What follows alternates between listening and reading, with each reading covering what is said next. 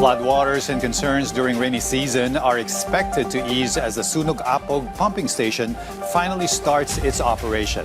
This after 6 years of being idle, causing severe flooding for residents in Metro Manila. J.M. Thompson has more.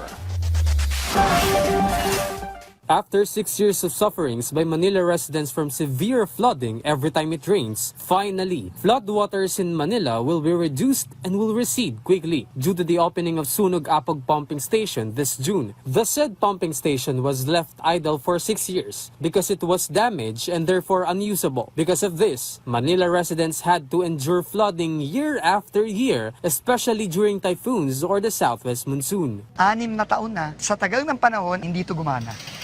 Never po gumana ito. Nagumana nga eh. According to some residents of Tondo, Manila, whenever rain pours, their family are already standing by to evacuate their homes due to how fast the water rises. Others even share that it reaches higher than a person's height. Minuto lang, nandyan na agad yung tubig. Bahay namin talagang giba-giba. Nilabas ko po yung anak ko kahit umuulan.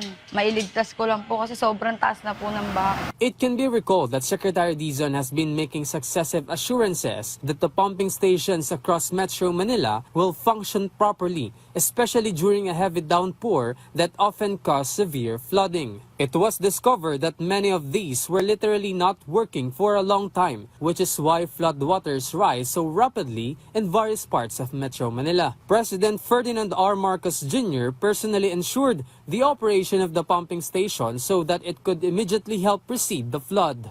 Nung inon namin, yung isang bomba, pinatakbo namin at 50% capacity, kitang-kita ang laki ng binabana ng tubig.